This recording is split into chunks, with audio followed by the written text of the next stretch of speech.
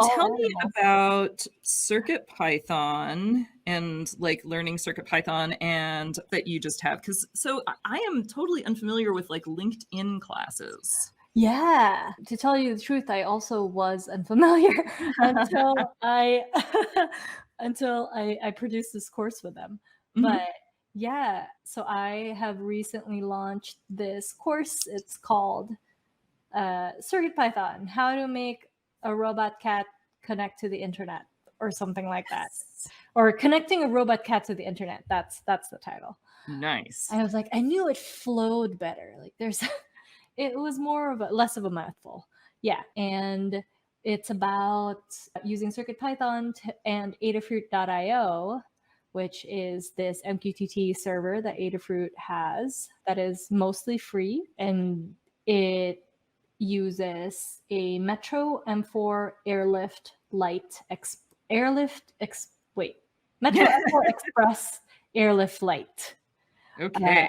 which is a really long name, but it's like their M4 form factor board that Okay. has a ESP32 chip in it.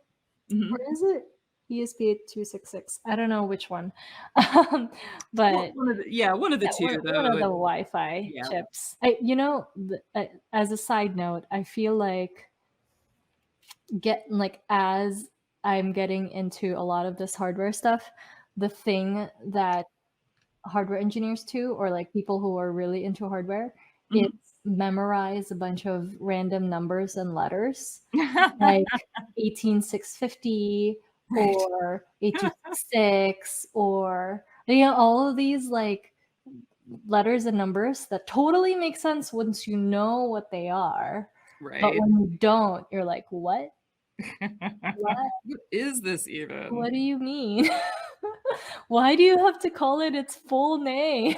I mean, I guess it's not. It's an abbreviation. But anyway, yeah. So I feel like I've had to learn a lot of that. Yeah, 555 Tiber chips, right?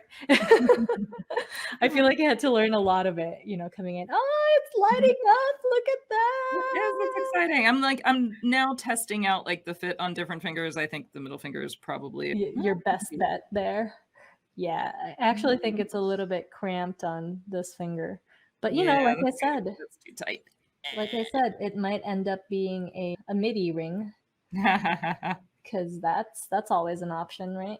Mhm, absolutely. Here we go. It's a MIDI ring right now. See? It's fancy. I am trendy. But yeah, that's the course, and it was Cool. really fun to make. We filmed it at my apartment, um, Nice.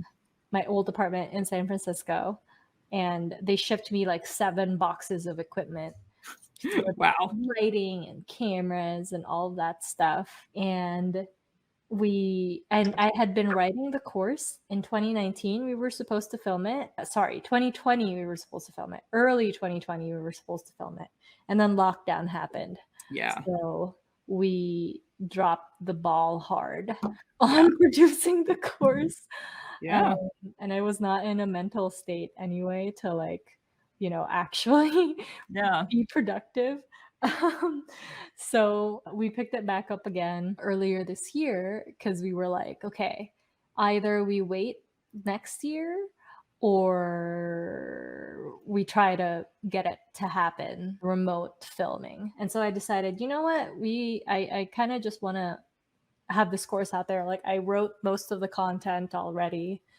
Yeah. It just needed like some editing. And I think that was maybe like the most challenge well, two challenging parts was that I had to write it, and then but I also Mhm. had to perform it. And the Yes. performance piece of it was actually pretty challenging because Yeah. I felt like I needed to know every single line of code, like, and exactly what it does, and every single component and exactly what that does before I could sort of be confident in talking about it. So, Mhm. Yeah.